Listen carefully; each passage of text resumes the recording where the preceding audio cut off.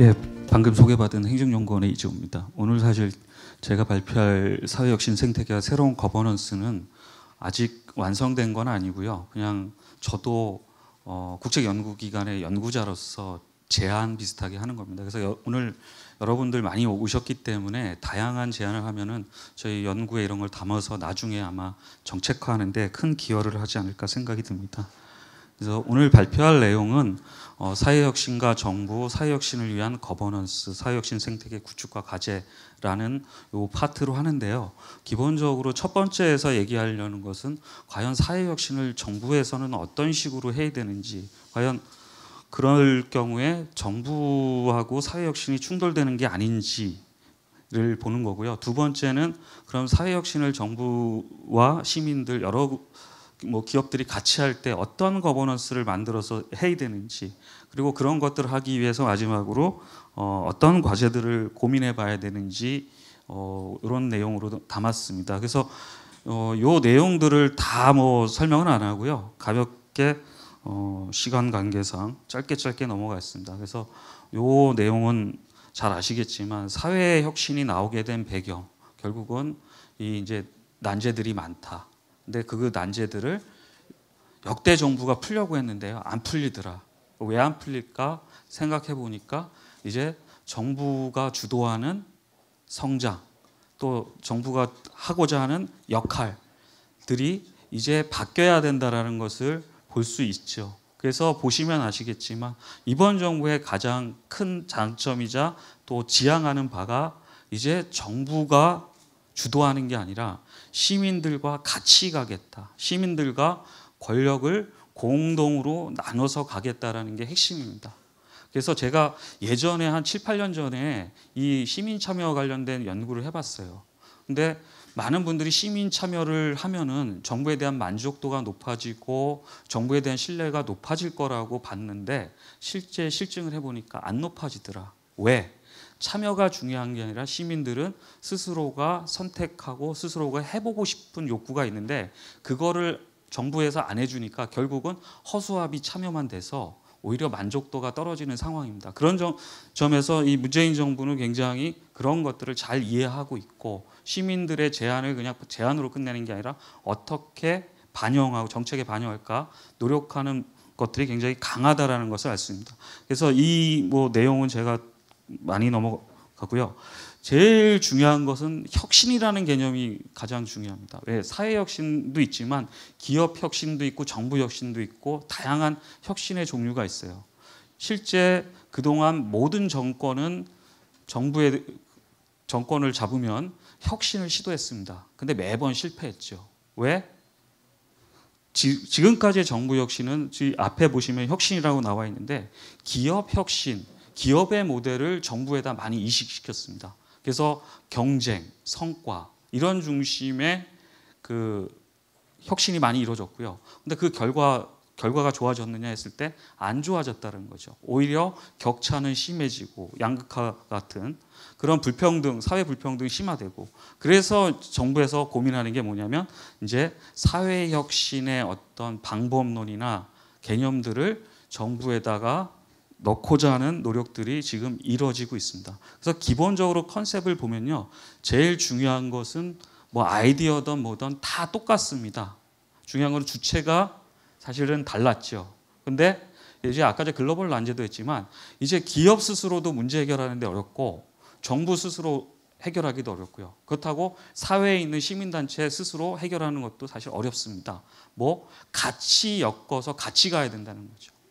그러니까 기업 따로, 정부 따로, 시민 따로 가서는 국가 차원에서 봤을 때 향후 국가 경쟁력이든 미래 세대 측면에서 본다면은 그렇게 큰 경쟁력이 없습니다. 그래서 이 사회혁신이라는 것도 보면은 결국은 주체의 방법이나 이런 거 비슷하고 어떻게 같이 참여할 것이냐. 결국 정부하고 시민들하고 기업이 같이 고민하는 것이 중요하다는 겁니다. 그래서 이 내용은 제가 얘기를 하지 않고요. 사회혁신의 발전 과정을 살짝 설명드리겠습니다. 제일 중요한 것은 이 사회혁신은 많은 분들이 개념적 혼란이 일어나는 게 왜? 사회적 기업, 협동조합에서부터 시작이 됐기 때문에 사회적 기업을 하시는 많은 분들은 사회혁신은 사회적 기업 활동이다라고 많이 이해를 하십니다.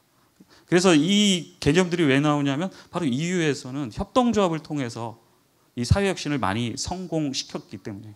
미국 같은 경우는 보시면은 예산과 관련돼서 이제 사회적 기업들이 많이 들어왔고요. 그래서 점점 90년대 이후에 오면서 이런 사회혁신이라는 것들의 범위라든지 역할들이 많이 바뀌고 있습니다. 그래서 정부의 어떤 역할이나 이런 것들도 이제는 어떤 사회적 가치라고 얘기하지만 경쟁이라든지 그다음에 경제적 가치에서 이제 사회적 가치로 이동하고 있다라는 것을 알 수 있습니다. 그래서 사회혁신의 특성은 여기 보시면 뭐 사회적 과제라든지 실패, 아까 전에 말했지만 이제 섹터를 그 경계를 갖다가 벗어나고 있다는 거예요. 그러니까 부서 내 지난 정부에서는 정부 내에 어떤 협업을 강조했다면 이제는 이번 정부에서는 실은 기업, 시민, 정부가 같이 협업하는 그런 것들이 실제 일어나고 있다라는 것을 보시면 되고요. 사회혁신에서 가장 이제 쟁점이 되는 게 뭐냐면 정부가 사회혁신을 주도할 수 있는가의 문제입니다. 많은 분들이 이제 사회혁신은 시민 또는 사회단체에서 해야 되는 거니까 정부는 그럼 지원만 해주면 되는 거냐 했을 때 꼭 그렇지는 않습니다. 뒤에도 설명드리겠지만 정부가 적극적으로 개입해야 되는 게 있고요. 아니면 진짜 민간에다 다 넘겨야 되는 것들이 있고 그거를 잘 적절하게 조화하는 것이 굉장히 중요하다. 실제 보시면요. 역사적으로 보면 뉴딜 정책이 대표적인 사회혁신 사례입니다. 그러니까 우리는 뉴딜 하면은 뭐 댐 건설하고 이런 걸로 알지만 사회 그 당시에는 대공황이라는 전대미문의 어떻게 보면은 문제들 갖다가 뭐예요? 정부가 주도해서 극복을 한 겁니다. 그래서 이 사회혁신이라는 것은 그 나라의 사회적 배경이라든지 어떠한 현재 상황에 처해 있는지를 잘 보고 판단해서 할 수 있어야 된다는 겁니다. 그래서 이 정부가 뭐 사회혁신을 적용할 수 있는가는 제가 뭐 더 설명을 안 드리고요. 그래서 사회라는 의미는 굉장히 레벨에 따라서 달라집니다. 국가 차원도 있지만 지구 차원도 있고요. 또는 우리 서울시 차원도 있고 조직 차원의 혁신이 필요합니다. 어떻게 보면 지금까지의 사회혁신은요. 여기 보시면은 시 정도, 구까지는 많이 되는데 조직 내부에서 어떻게 사회혁신을 우리 조직에다가 적용시킬까 이런 사실 논의들은 많이 안 했습니다. 실은 지금 정부에서 공공혁신, 정부혁신이라고 하는 것들도 이런 것들을 지금 담아내는 것들을 많이 지금 노력하고 있다라고 볼 수 있습니다. 그래서 사회혁신을 많은 분들이 좀 이거는 한 번쯤 고민해야 되는 게 기준이 좀 명확해야 된다고 생각합니다.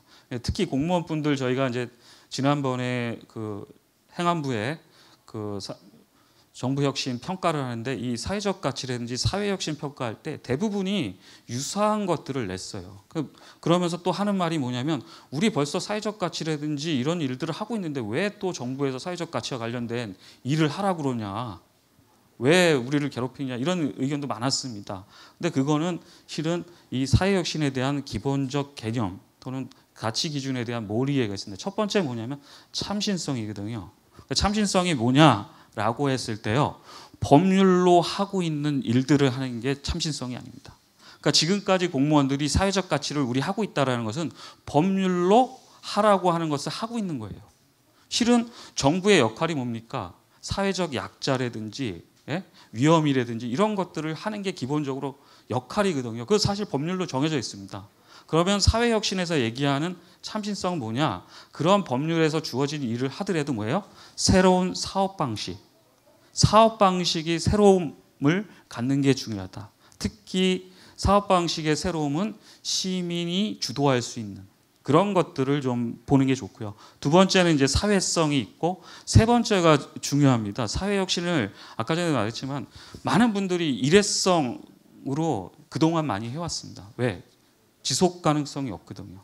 그 지속 가능성이 없는 게 사업성이 없는 것들을 많이 합니다. 그러니까 기업들이 요즘에 사회적 가치라든지 사회적 공헌 활동을 많이 한다고 하지만 그것을 대부분 보면은 기부 활동을 하는 거지 실제적으로 뭐냐?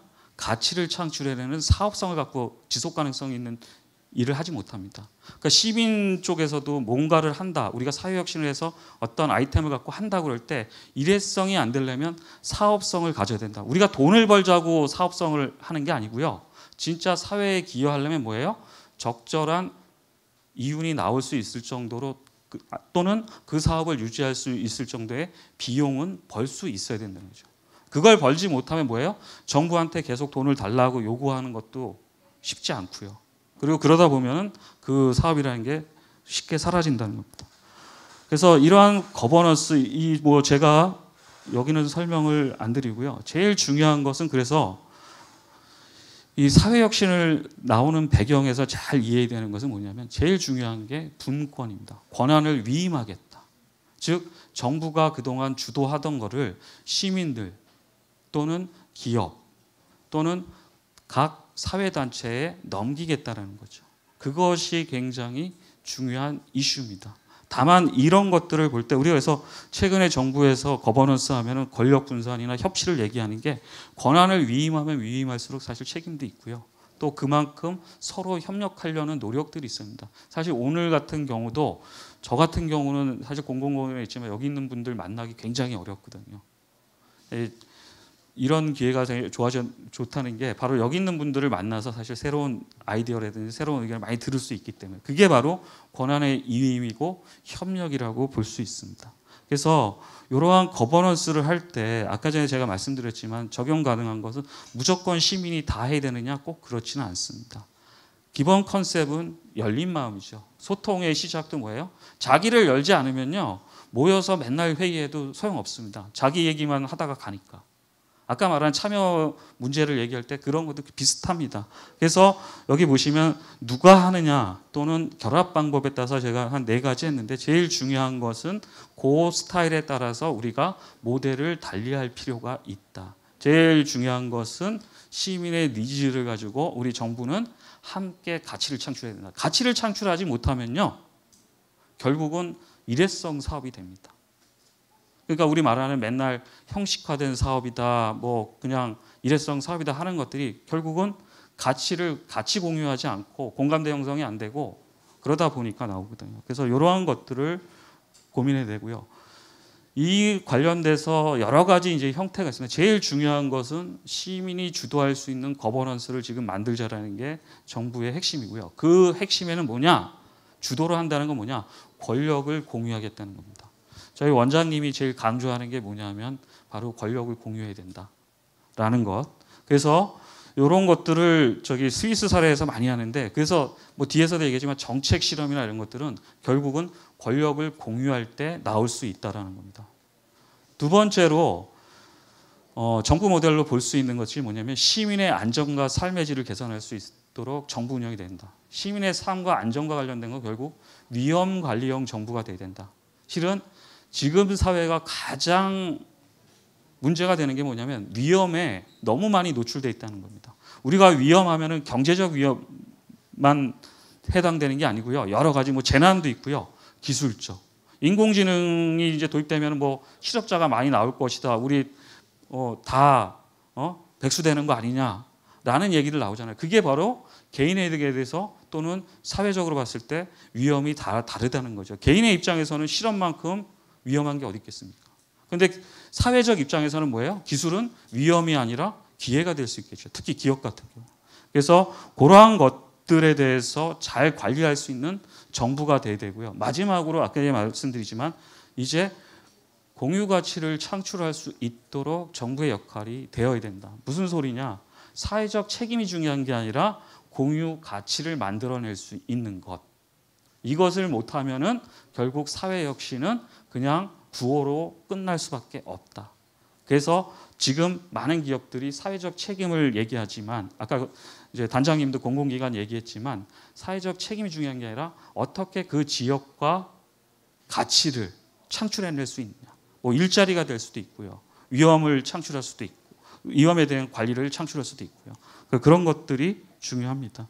그래서 그런 것들을 하기 위해서 제가 이제 새롭게 사회혁신 재정립을 어떻게 해야 되느냐 했을 때 결국은 사회혁신 생태계를 다시 구축하는 것의 목표는 사회적 가치 실현과 사회적 자본입니다. 그러니까 사회혁신이 잘 되려면요, 사회적 가치라는 방향성도 중요하지만 사실 신뢰가 굉장히 중요하다. 안 믿으면 절대 같이 사업 파트너 일할 수 없습니다. 우리가 협업, 협력을 얘기하지만 그 본질에는 뭐냐? 신뢰성을 기반으로 하고 있다라는 것. 그래서 이런 것들이 앞으로 중요하고요. 그래서 사회혁신 생태계를 뭐 여러 가지 있습니다. 법제도라든지 인력 예산이든지 내부 협력이든지 문화 확산과 같은 여러 가지 전략인데 그 세 가지 전략을 저는 이제 세 가지로 봤습니다. 거버넌스에서는 모두가 주인공이 돼야 된다.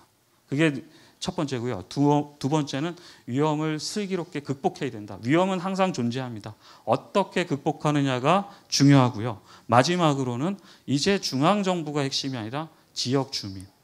지역 주민이 주체가 될 수 있도록 시장에서 노력해야 된다라고 볼 수 있습니다. 그래서 마지막으로 이제 제가 뭐 정부 과제로서 예시를 드렸는데요. 이거는 뭐 아직 확정된 것도 아니고 이제 고민을 많이 해야 되는 겁니다. 근데 제가 지역 주민이 되는 사회에서 제일 강조하고 싶은 건 뭐냐? 지역 활성화에서 우리 정부가 고민하는 것 첫 번째가 공정무역이다. 즉 실은 사회혁신가들을 살릴 수 있는 방법이 뭔가를 제가 아까 공유가치라고 했지만 기업에서도 도와줄 수 있지만 정부에서는 결국 조달 측면에서 도와줘야 되는데 실은 경제성이나 이런 걸로 따지면요 절대 대기업을 못 이깁니다. 요즘에 최근에 뭐 갑질, 대기업 횡포 얘기하지만 그 대기업들이 그런 횡포라든지 공정행위를 위반하는 그런 행동을 할 경우에는 사실 그런 기업들을 조달해서 제외한다고 그러면 대기업 갑질이 쉽지 않을 겁니다. 왜? 우리는 사실 근데 그동안 정부에서 이런 대기업 갑질이라는 걸 예외로 해서 많이 풀어줬거든요. 실은 그런 것들이 이 사회혁신이나 이런 하는 파트에서 하나의 그 과제로서 필요하지 않을까 이런 생각이 듭니다. 그래서 시간 관계상 이 정도 마치고요. 다음에 뭐 토론이나 제안할 때 다시 말씀드리도록 하겠습니다. 감사합니다.